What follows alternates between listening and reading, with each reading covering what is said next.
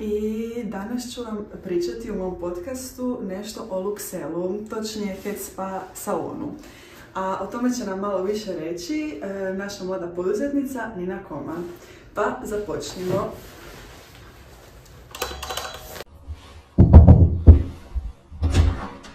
Dobar dan. Dobar dan. Dobar dan, dobrodošli.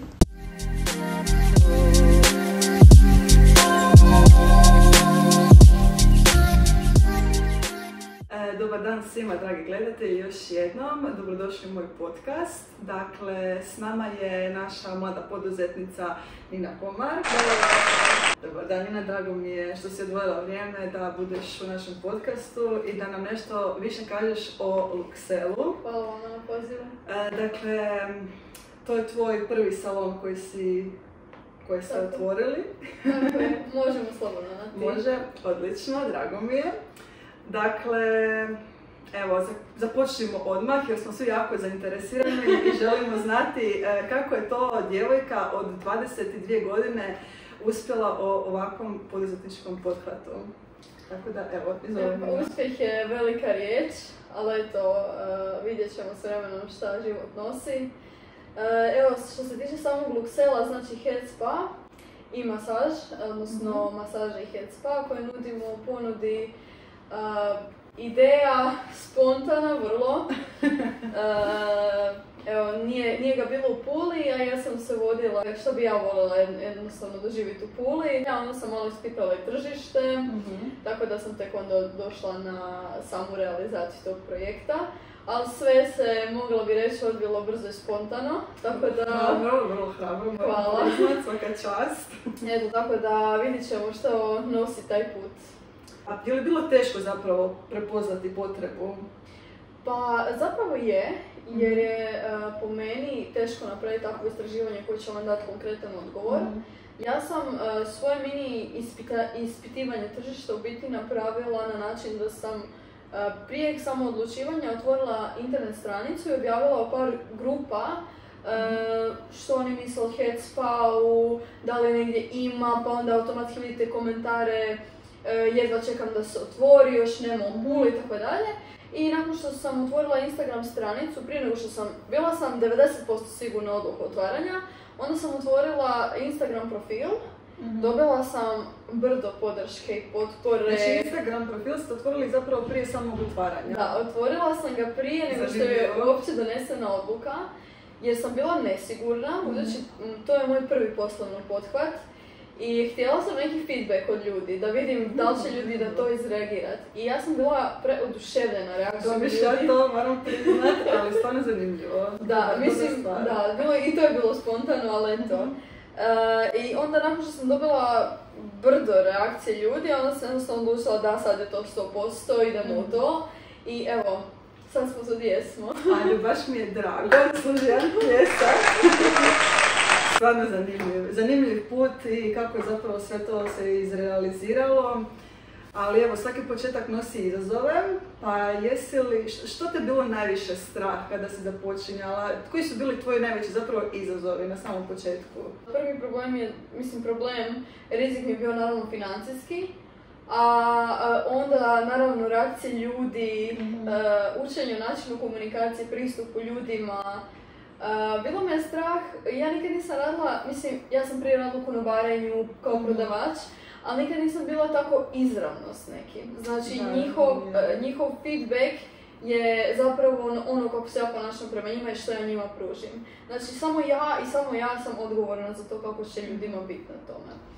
Tako da puno rada na području komunikacije, mislim da je to bio drugi izazov, tako je. I kakav je bio feedback ljudi? Sad još uvijek dok nisam počela raditi svoje videe imam politiku, ajmo reći, da od stranih Head Spa salona dijelim videe na svoj profil, odnosno na storije, tako da ljudi otprilike mogu imati ideju kako to izgleda.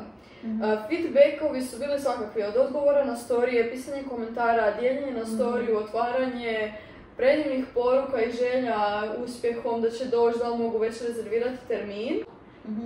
Znači, ljudi su mi se u 10. mjesecu već pitali da se rezerviraju termine za prvi mjesec kad se otvara. Moram si pohvaliti da je evo sad sve puno do 3. mjeseca. Wow! Tako da, što se tiče termina popunjeni smo do 3. Moj termin je, znate, na popisu. Kako ste se prilagodili? To jest, da li ste već iskusili nekakav možda izazov s konkurencijom, klijentima, dobavljačima?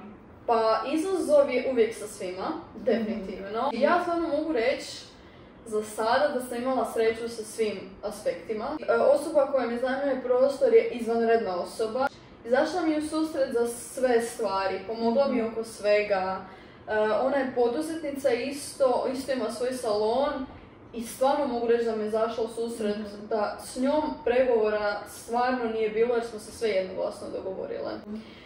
Što se tiče dobavljača, to je isto proces. Baš od dobavljača koji će mi prodat šampone. Bila sam i na edukaciji, s njima sve dogovarala. Najveća trauma, mogla bi reći trauma, je bio stol. Koji je bio proces oko naručivanja, oko dolaska, oko dostave, pa oko unošenja u sam prostor jer je došao u komadu. Ojoj. Tako da evo, što se tiče toga izazova itekako da je bilo, mi smo ih prešli, pa eto, za sad su jedina izazovi zadovoljni klijenti, a mislim da nam evo to ide od ruke. Kakav je postupak zapravo naručivanja? Što se tiče toga, dok salon nije bio otvoren, ljudi su dolazili po poklon bonove koje su kupovali na moju privatnu adresu. I moram reći da ih je prodano u tom periodu preko 80. Koja je tvoja tajna komunikacije, da, ne znam. pregovaranja, znači...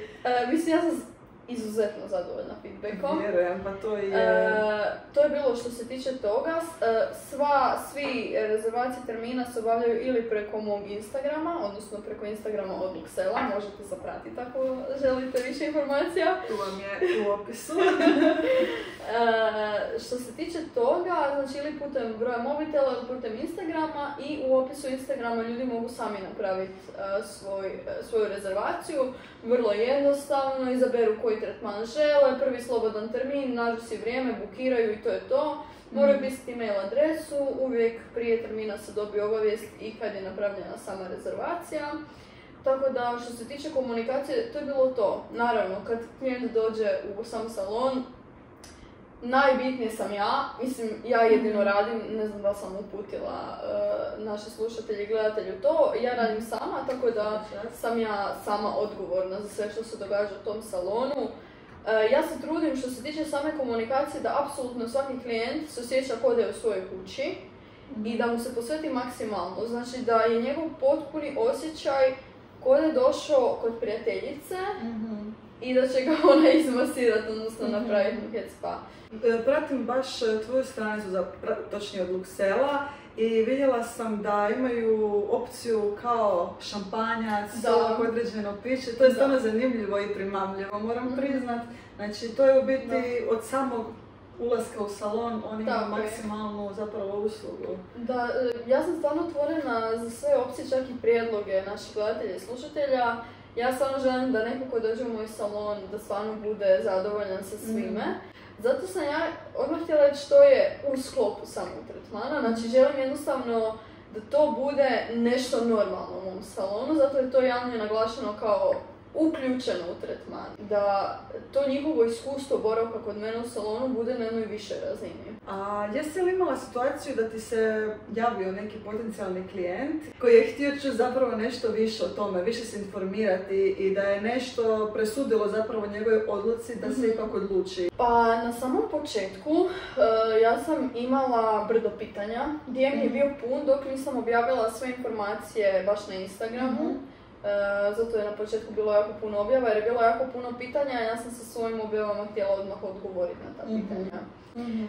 Što se tiče ovog, pa nije da mi se baš desilo da se neko javio neodlučan, nego su me uglavnom pitali za savjet koji tretman odabrat za poklon bon.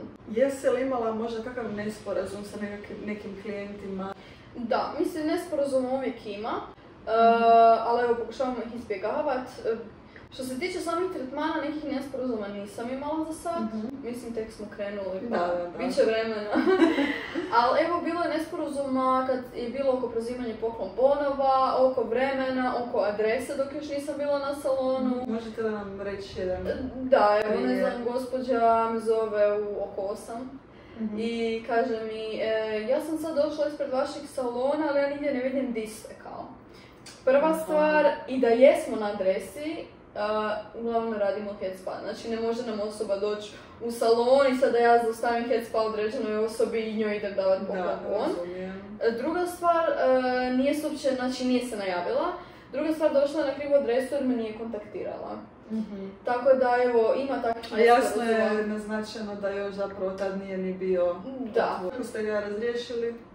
Kad me osoba zvala, ja sam joj rekla da dođe na moju adresu, ona je došla. Mislim, zbilja salon je 250 metara od moje adrese, tako da to nije problem. Nije bilo nekakvih ishoda? Ja sam njoj biti to je bila druga osoba koja isto išla na krivu adresu, a ja sam joj bila napisala. I neko je rekao da će doći u 4, ja sam tu osobu čekala do 5, nje i dalje nije bilo. Ja sam išla čak i ona je mene zvala, ne znam, oko 7, da nema nikog na adresi, ali ja sam zeznula i ostavila sam im na brisaču od auta, što smatram da nije profesionalno, ali ona me zvala me u 7 da ona dolazi i rekla mi da će doći oko 4. Pa eto, nesporazum uvijek ima, uvijek će ih biti, bitno ih je samo naučiti čim više eliminirati. Kako osiguravate da klijenti razumiju vrijednost usluga, u smislu ako je bilo možda nekakvih komentara na osnovu cijene, da li je previsoka, preniska, možda s obzirom na konkurenciju? Ovako, što se tiče konkurencije, u Puli je sad otvoren još jedan head spa salon. Mislim dok je konkurencija da onda poslovanje i nas i konkurencije može apsolutno biti samo u plusu, ne u minusu. Što se tiče cijene, ja iskreno mislim da su prenapuhane i prenerealne. Ja sam htjela biti jednostavno realna. Ja želim da bude priuštiv svima. Što se tiče cijena, žalbi nije bilo, ni pregovora ili ničega, jer jednostavno možeš birati koju razinu head spa želiš. Svaka cijena ima objašnjenje. Isto tako i ovdje na cjeniku, kao i na mojoj stranici, imate opis svakog tretmana što uključuje i zašto su, znači, 3 head spa tretmana u ponudi i zašto je svaki skuplji. Znači, osnovni head spa, Luxel head spa, Ritual i Premium head spa i mask tretman koji je najskuplji 70 €, ali traje sat i pol vremena. Tako da, evo, ima, znači, svega, ovisi od budžeta, od želja, tako da mislim da sam se stvarno prilagodila svim skupinama. A jeste li slučajno imali nekakvih možda pitanja od klijenata da mogu dobiti popust na osnovu nečega ili... Nisam imala konkretnih pitanja vezano za to. Imam loyalty karticu, svaki 6. tretman je na 50%, skupljaju se pečati i 6. tretman je na 50%. A što se tiče vaših proizvoda, kako osiguravate da salon bude što kvalitetniji, kako pregovarate sa dobavljačima? Rekli ste da nije bilo nikakvih problema, ali evo, kakav je bio vaš put? Što se tiče dobavljač nam je Fabula de Forma, poznat inače jako u Hrvatskoj za frizerstvo. Dobavljači koji su bili, mislim, to je jedan isto izvanredan čovjek koji mi je isto pomogao oko svega i objasnio. Bila sam kod njih i na edukaciji oko korištenja samih proizvoda. Što se tiče same interakcije sa njima, naravno ispregovarala sam s njima popust i nekakve poklone. Mislim poklone, u smislu na veliku narudžbu, pa sam onda malo s njima ispregovarala i postolje gdje stoje ti šamponi, njihove majice, nekakve četke. Tako rekla sam im malo ono. Tako da evo, što se tiče toga stvarno ok. I naravno imam i rabat na sve skupa, 20%, tako da kao salon koji će naručivati više stvari, tako da smo i to ispregovarali. Rekla si da si koristila društvene mreže kako biš privukla potencijalne klijente. Da. Koliko su ti zapravo one pomogle? Kako je to sve išlo? Što si sve koristila? Društvene mreže su mi doslovno donijele sve. Preko društvenih mreža sam radila i promocije, plaćala oglase, znači, da se promoviraju. Svi klijenti su mi došli preko društvenih mreža, Znači oni su ti zapravo Neću baš reći pomogle. 100%, ali 90% njih. Već je krenula i usmena predaja, koja je najbolji promotor ikad. Tako da mi je puno ljudi došlo po preporuci drugih. I to je u suštini to. Društvene mreže su mi bile ključ komunikacije sa klijentima i dalje su. Imam nekakav plan, objava i promocija.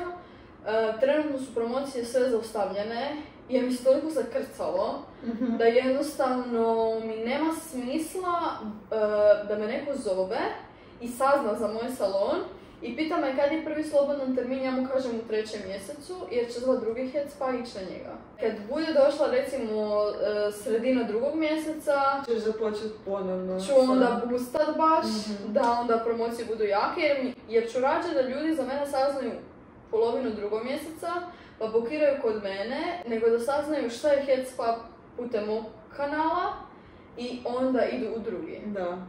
Eto, tako da imam već i neke dogovorene suradnje sa mikroinfluencerima na području Pule. Zanimljivo. Tako je, sad sa 3 imam dogovoreno, tako da evo i to će biti kao dio moje promocije. I evo još za kraj, od snova do Luxela. To zvuči baš ono. Imaš li možda kakav savjet za buduće i potencijalne mlade poduzetnice ili poduzetnike da ih usmjeriš na pravi put, nekakav savjet ukratko, što biš im poručila?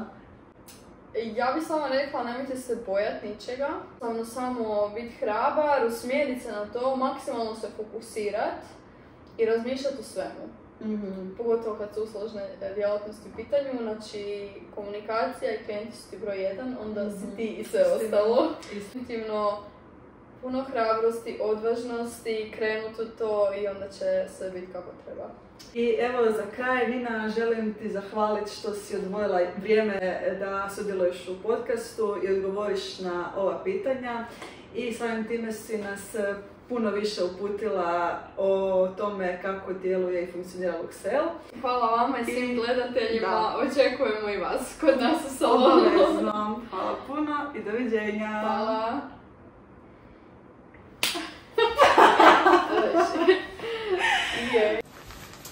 Vidimo se na šampanjcu u Luxelu. Bye bye.